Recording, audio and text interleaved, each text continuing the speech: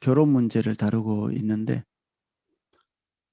내용이 좀 길어서 읽으면서 내용을 살펴보도록 하겠습니다.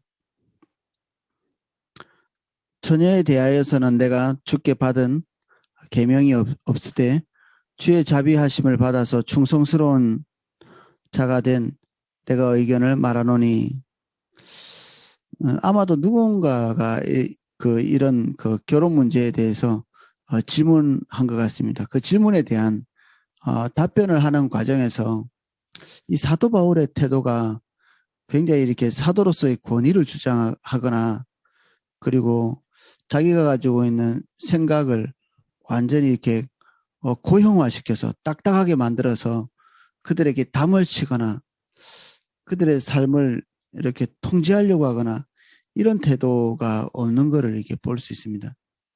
우리가 이게 사도 바울에게 주목해야 될 부분들이 그가 하나님을 향해서 맹렬히 달려가는 순교의 어떤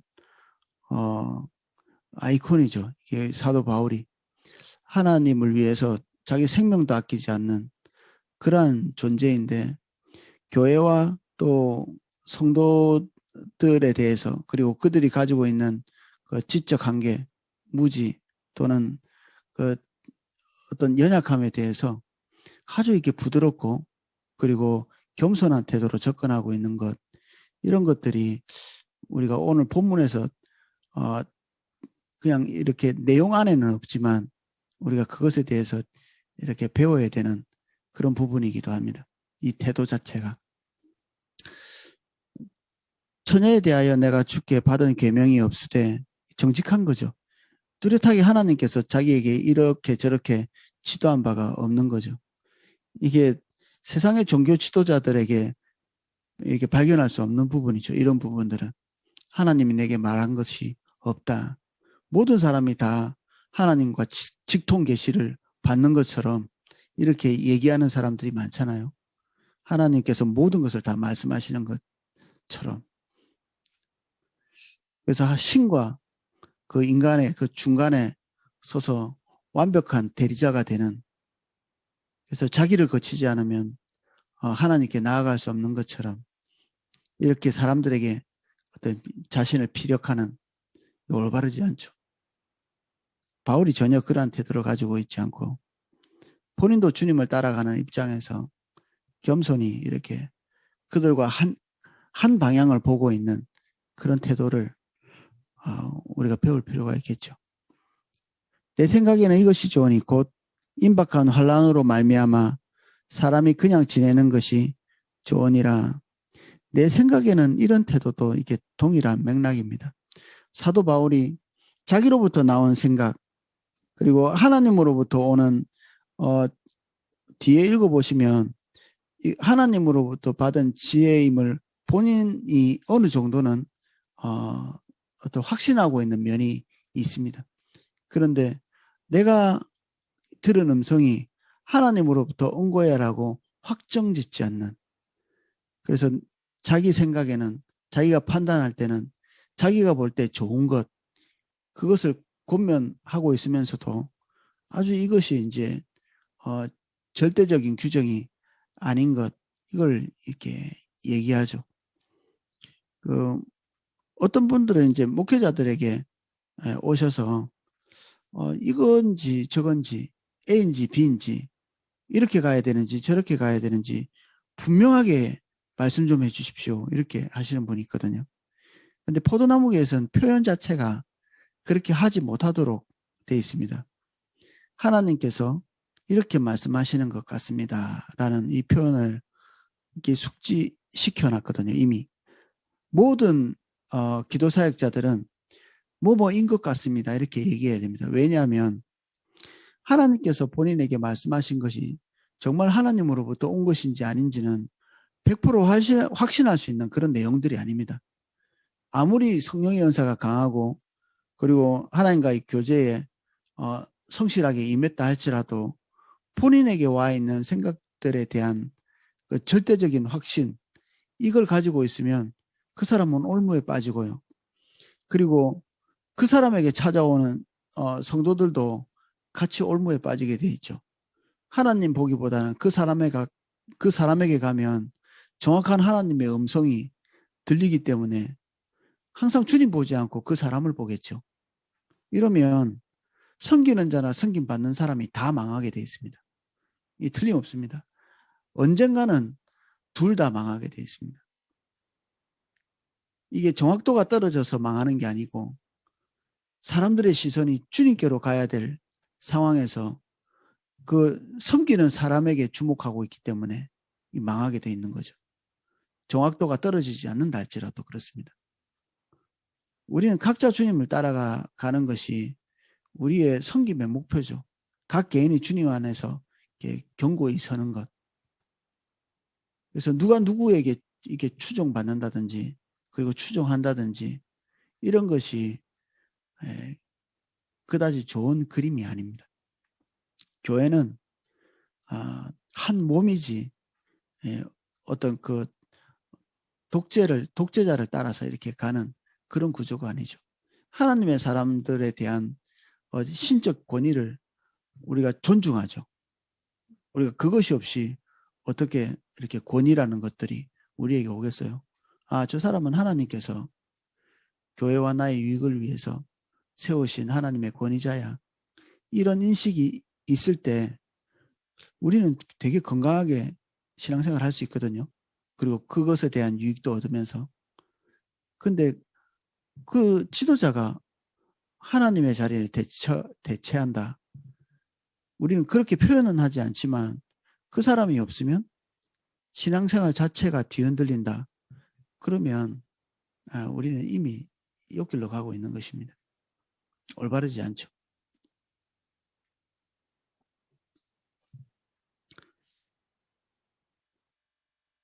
내 생각에는 이것이 좋으니 곧 임박한 환란으로 말미암아 사람이 그냥 지내는 것이 좋으니라. 지금 이 편지를 받고 있는 고린도 교회의 상황이 대단히 이렇게 복잡하고 그리고 쉽지 않은 환경 가운데 있다는 사실을 우리가 이 말을 통해서 알 수 있고요. 그리고 계속해서 닥쳐올 그 역사적인 그 환란들, 박해들 이런 것들을 지금 그런 것들이 임박해 있다는 사실을 사도 바울이 어느 정도는 인지하고 있는 거죠. 뭐 뚜렷하게 뭐 몇 년 뒤에 환란이 올 것이다. 뭐 이런 예측보다는 역사적으로 황제들이 반복적으로 어떤 황제는 좀 강하게 어떤 황제는 약할지 모르지만 전반적으로 로마 황제들이 이 기독교에 대해서 호감을 가지고 있는 그런 경우는 거의 없었죠.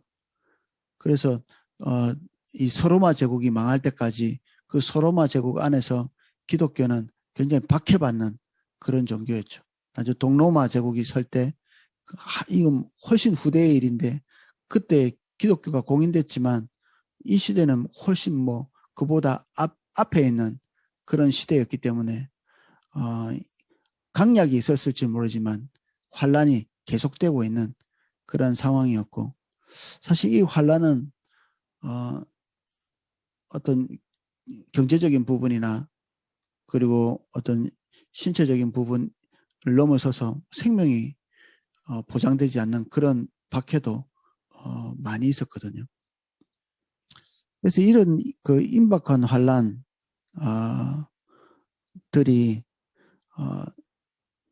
있을 때 이렇게 자기에게 딸린 가족이나 그들을 돌봐야 되는 입장에 있을 때는 이 환란이 가중되겠죠.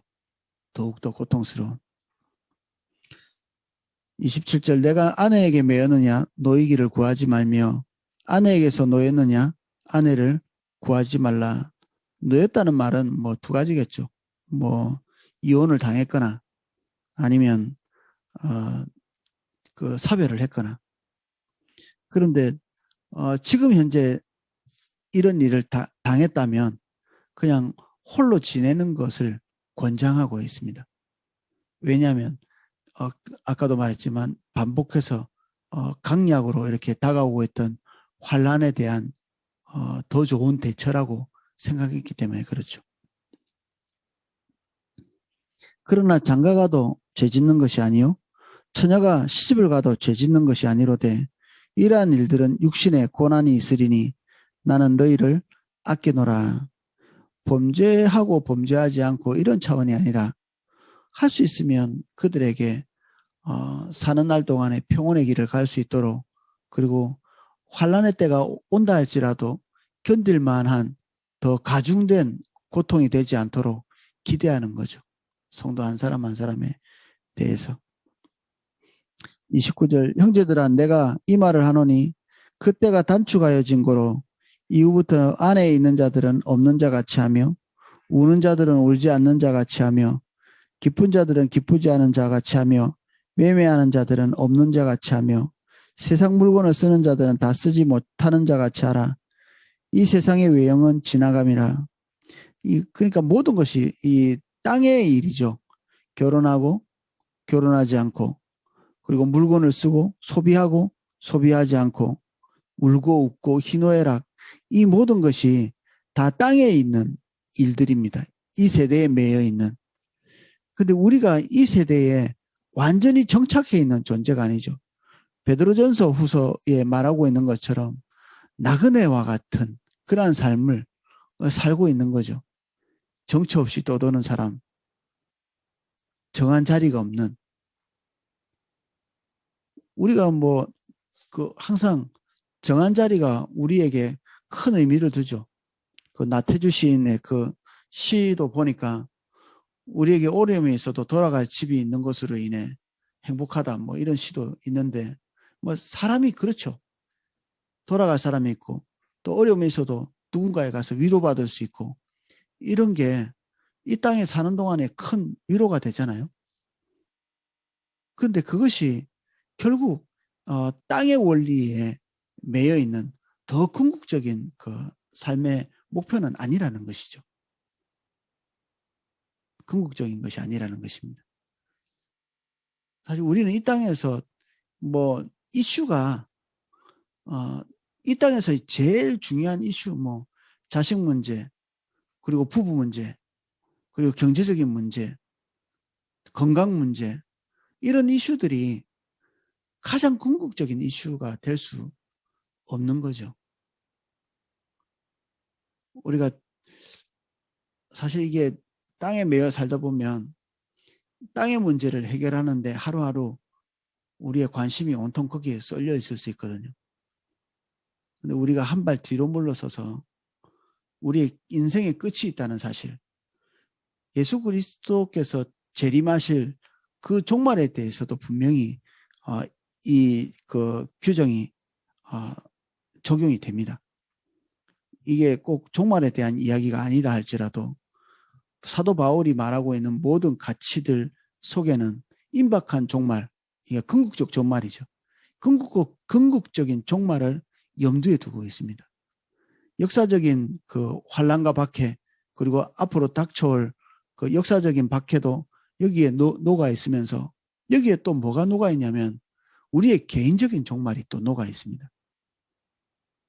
우리는 이것이나 저것이나 어떻게 피한다고 할지라도 우리 개인에게 닥쳐올 종말은 틀림없이 닥쳐오죠. 세상이 다 평온하게 돌아가고 모든 사람이 다 행복하게 산다 할지라도, 아무 문제 없이 산다 할지라도, 우리 개인은 어느 시점에 이 땅에서의 삶을 내려놔야 될 지점이 있습니다. 모든 근심과 염려가 해결되는 그 지점, 어쩌면 그 지점에 우리는 이 세상의 삶을 내려놔야 될 수 있습니다. 내 영혼아, 내가 창고에 평생 먹을 거 쌓아놨으니 이제 먹고 마시고 즐기자. 그리고 내 영혼의 평안을 누리자. 예수님께서 그러한 사람들에게 뭐라고 답변하시나요? 오늘 밤에 내가 네 영혼을 찾겠다. 그러니까 이 땅에 있는 삶에 매몰되지 않는 것이 예수님의 간곡한 부탁인데, 사도 바울이 같은 견지에서 얘기하고 있습니다. 사도 바울과 예수님의 의견이 다르지 않죠.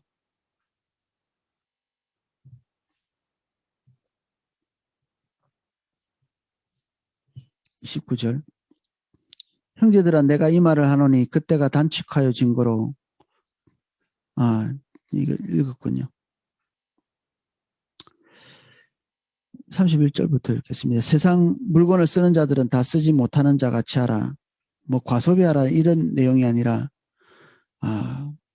우리의 임박한 종말, 그리고 우리 인생이 영원하지 않은 것, 그리고 지금 현재 닥쳐올 역사적인 어떤 환란, 고린도 교회가 그 지금 준비해야 될 그런 어떤 환란 이런 것들에 대해서 말하는 것이고요.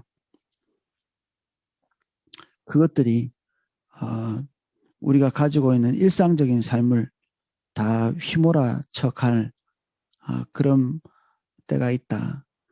너희가 염려 얻기를 원하노라. 장가가지 않는 자는 주의 일을 염려하여 어찌하여야 주를 기쁘시게 할까 하되 장가간 자는 세상의 일을 염려하여 어찌하여 아내를 기쁘게 할까 하여 마음이 갈라지며 시집가지 않는 자와 처녀는 주의 일을 염려하여 몸과 영을 다 거룩하게 하려 하되 시집간 자는 세상의 일을 염려하여 어찌하여야 남편을 기쁘시게 할까 하느니라. 이게 우리가 다 인지할 수 있는 이야기죠. 제가 미혼 청년들에게 그런 얘기를 종종 합니다. 여러분들이 앞으로 죽는 날까지 하나님과의 관계가 지속적으로 깊어질 거라고 생각하지 말라. 그렇게 되지 않거든요. 사실은 우리가 미혼일 때 하나님에 대해서 가지고 있는 하나님에 대한 애틋한 갈망, 그리고 그 깊이가 결혼을 함과 동시에 중단돼 버리죠.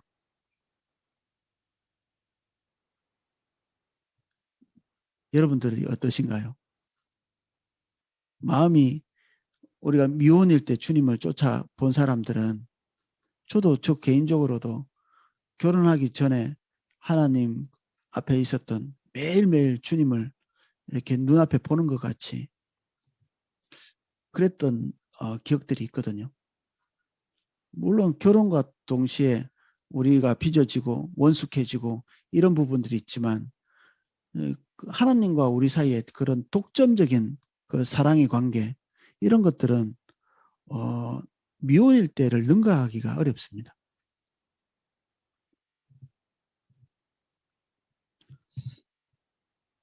그래서 바울은 할 수 있다면 이것을 놓치지 않았으면 좋겠다. 하나님과 이렇게 긴밀한 관계를 가지고 걸어갈 수 있는 이 미혼의 때를, 그렇지만 이게 아무나 할 수 있는 것이 아니라, 그리고 인생의 한 지점밖에는 오지 않는 그런 거기 때문에 이것들에 대해서 이게 못을 받고 있지는 않죠. 이게 너무 좋은 것이지만 어떤 사람에게는 은사적으로 이런 것들이 부어져서 미혼의 상태로 평생을 살 수 있기도 하지만, 어떤 사람은 이 좋은 것이 음욕으로 말미암아서 다시 훼손되고 사실 결혼 아니함만 못하게 되는 이런 경우도 얼마든지 일어날 수 있는 거죠.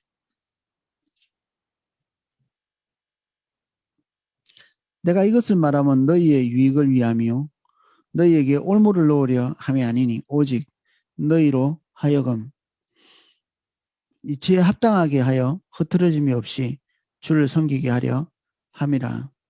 각자 처지가 어떤지 사도 바울이 꿰뚫어 보지 못하고 있는 거죠. 본인이 한 사람 한 사람 만나서 다 얘기를 들어본 것도 아니고, 한 사람 한 사람이 개별적으로 어떤 처지에 있는지도 모르는데, 지금 사도 바울이 가장 좋다고 생각하는 의견을 피력하고 있지만 모든 사람이 그렇게 적용되지는 않을 거라는 얘기죠. 그래서 이런 부분에 대해서 자기가 생각하는 최상의 결론이 있지만 각자의 필요를 따라서 선택하고 그렇게 가는 것이 합당한 일이다, 이 얘기를 덧붙이고 있는 것이죠.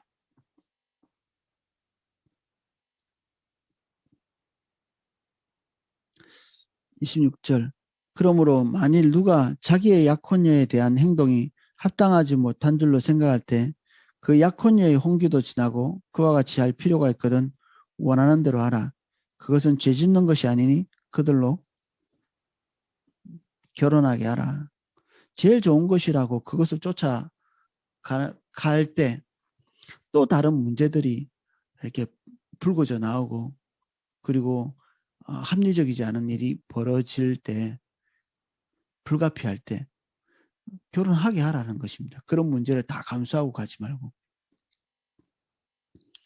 그러나 그가 마음을 정하고 또 부득이한 일도 없고 자기 뜻대로 할 권리가 있어서 그 약혼녀를 그대로 두기로 하여도 잘하는 것이니라. 그래서 모든 여건이 다 충족될 때 그리고 그렇게 할 수 있다면 그 본인이 지금 현재 사도 바울이 본인이 현재 누리고 있는 하나님과의 그 개인적인 관계를 가지고 있는 이 지금의 본인의 상황, 이 독신의 상황, 이 상황을 누릴 수 있다면 누려봐라 하는 겁니다. 누릴 수 있다면. 사도 바울은 본인이 독신으로서 주님을 따라가고 있는 것에 대해서 대단히 만족하고 있는 거죠. 그리고 더할 나위 없는 하나님의 은혜를 경험하고 있는 것입니다. 저번 시간에도 얘기했지만 사도 바울이 결혼에 대한 경험이 있을 거라고 생각하지만 어쨌든 지금 현재로는 사별을 했든지 어떻게 했든지 아내가 없는 상태이거든요. 그리고 재혼하지 않았고.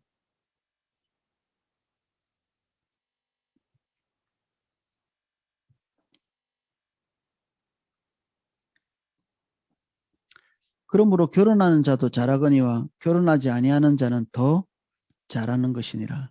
둘 다 좋은 것인데 더 좋은 것을 선택하는 거죠. 우리 그리스도인들은 악과 선 중에 뭔가를 선택하는 그런 존재들이 아닙니다. 누가 그리스도인들이 악을 선택하려고 하겠습니까? 우리는 나름대로는 다 좋은 것들을 선택하고 그 선한 것을 선택하는 자들인데 우리는 그 많은 좋은 것들 중에 최상의 것, 하나님께서 기뻐하시는 그 궁극의 것을 우리가 염두에 두고 항상 결정하죠. 그래서 나는 이게 옳아, 또 나는 이게 옳아 이렇게 하시는 분들 말들 중에 틀린 말이 거의 없습니다. 다 맞는 말입니다. 다 다른 의견을 필요할지라도 그 다른 의견들 중에 잘못된 것이 아무것도 없죠. 거의. 정말 어쨌든 포도나무 교회에서는 보기가 어렵습니다. 악을 선택하는 경우.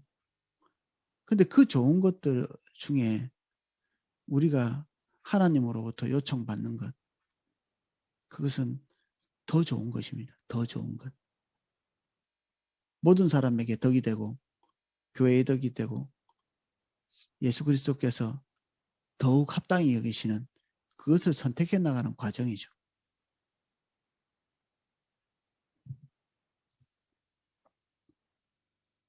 아내는 그 남편이 살아있는 동안에 매여 있다가 남편이 죽으면 자유로워 자기 뜻대로 시집갈 것이나 주 안에서만 할 것이니라.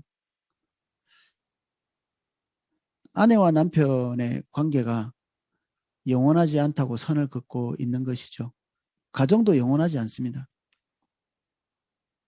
그래서 어느 지점에 가면 가정은 잠깐 성장했다가 소멸하게 되어 있습니다.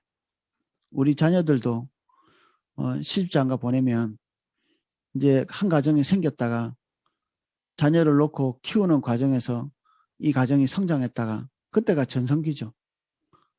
그 자녀들도 자기 자녀를 시집장가 보내고 우리의 자녀들도 언젠가는 늙어서 배우자를 잃게 되고 본인도 죽게 되는 이런 소멸의 과정을 거치게 되어 있습니다. 가정은 영원하지 않습니다. 가정은 영원하지 않다. 그래서 주님을 따라가는 작은 공동체가 되어야 되고 그리고 이 땅에서의 계약 기간 안에 하나님의 인도를 따라가는 공동체가 되어야 궁극에 목적이 있는 것이고요. 가정 자체의 존립에 궁극의 목적이 있지는 않습니다.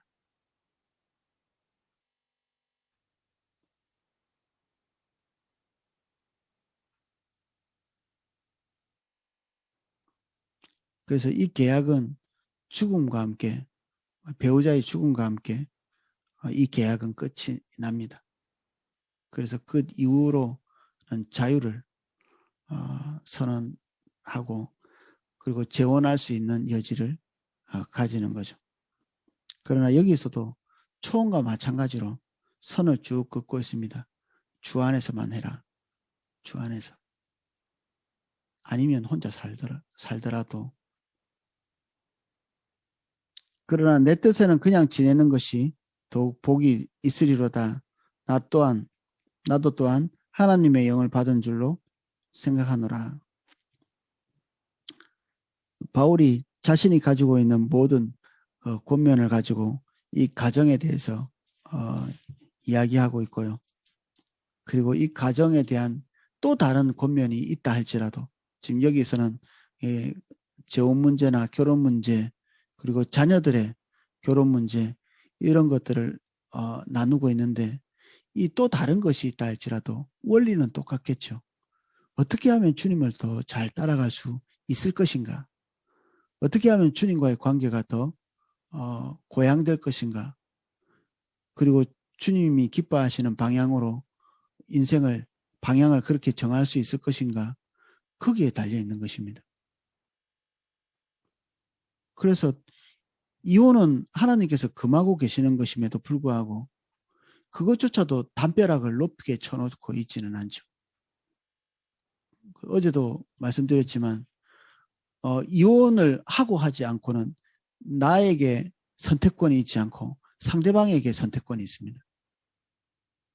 그래서 상대방이 나를 원하지 않아서 이렇게 이혼을 하고자 할 때 불가피하게 우리가 이혼을 당하는 입장일 때는 그 모든 것에 개의치 말라. 이게 지금 여기서 말하고 있는 요지죠.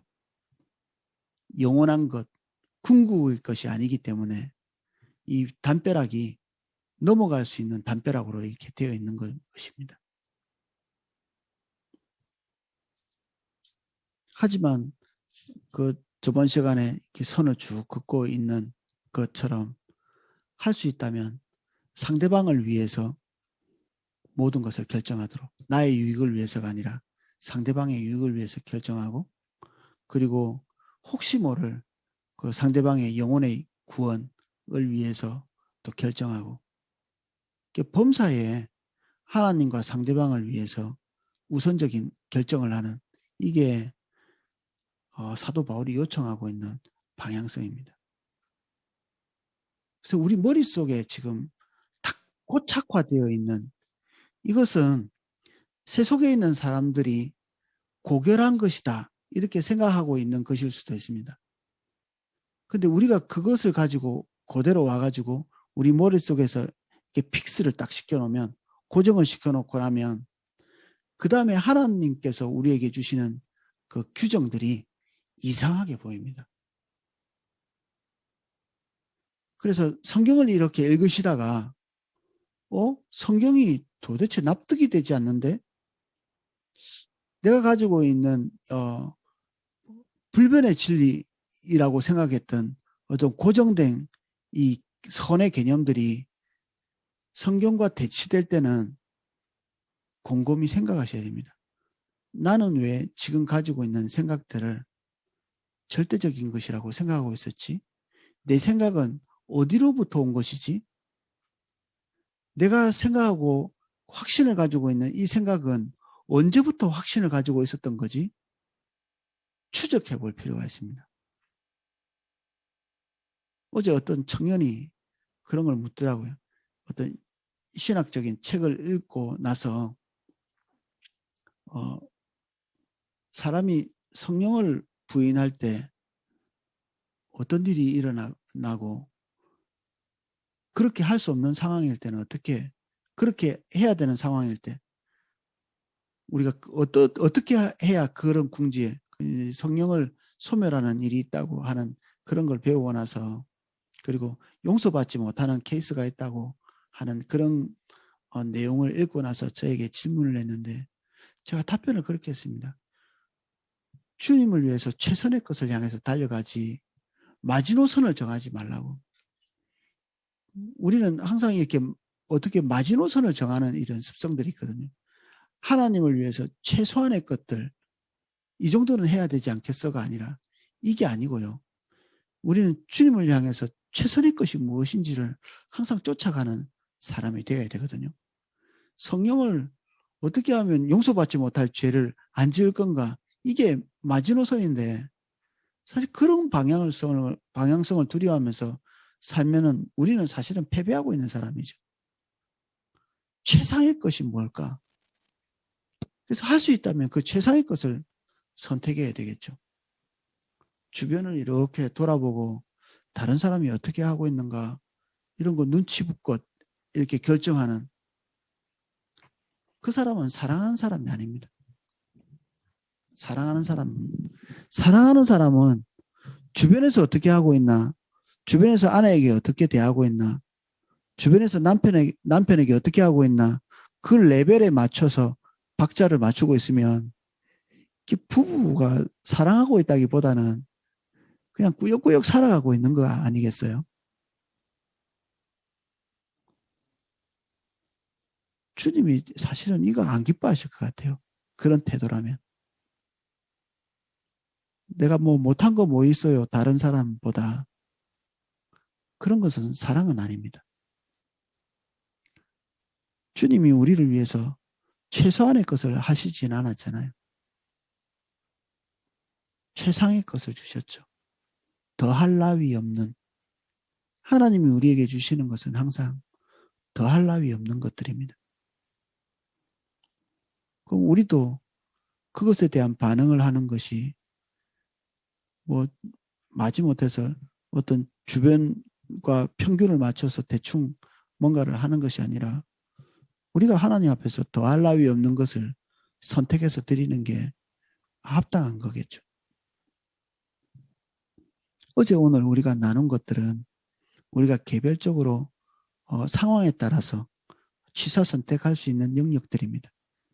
그런데 바울이 기대하는 바는 어떻게 해서 무슨 결정을 하든지 하나님의 영광을 위해서 주님 기뻐하시는 것을 그런 결론을 도출해내서 그것을 선택해서 결정하는 것 그런 것들을 바라고 있는 것이죠.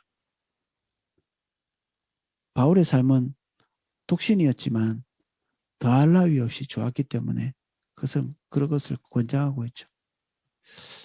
저는 결혼을 많이 권장합니다. 저는 개인적으로. 왜냐하면 독신으로 주님 따라갈 때보다 훨씬 더 주님을 효과적으로 잘 섬기고 있기 때문에 그렇습니다. 저의 경우에는. 저의 경우에 더할 나위 없는 것은 지금 현재입니다. 결혼해서 사역자로서 교회를 섬기는 이것이 저에겐 더할 나위 없는 것이죠. 그래서 제가 청년들에게 될 수 있으면 빨리 결혼하라고 얘기하죠. 저에게는 더할 나위 없는 선택이 결혼을 빨리 한 거였거든요. 이것이 주님을 따라가는데 가장 제가 생각할 때는 최상의 것이었기 때문에 그렇게 권장을 하고 있습니다. 기도하겠습니다.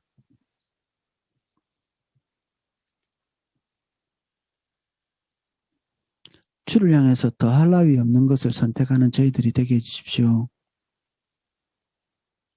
좋은 것과 나쁜 것을 선택하고 있지 않습니다. 우리는 선악을 구별하는 자가 아니라 모든 좋은 것들 중에 하나님께서 기대하시고 원하시는 가장 좋은 것, 최상의 것, 궁극의 것을 선택하는 자입니다. 그것을 위해서 때로는 좋은 것임에도 단념하고 선한 것도 포기합니다.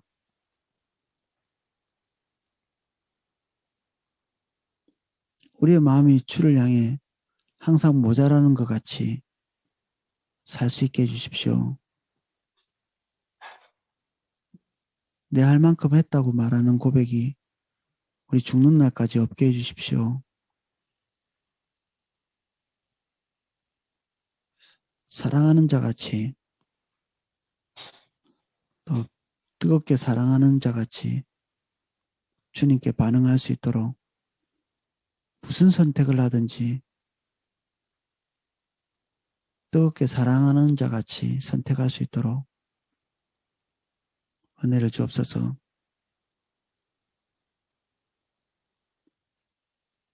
최악의 것이나 면하고자 하는 그리고 마지노선만 살짝 넘어서는 이 부끄러운 인생을 살지 않도록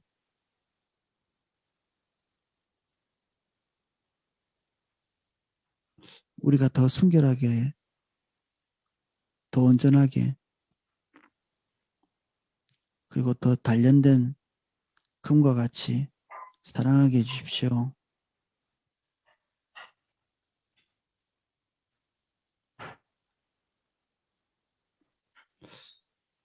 예수님의 이름으로 기도하였습니다. 아멘. 예, 제가 각자 기도하실 수 있도록 음악을 방송해 드리겠습니다.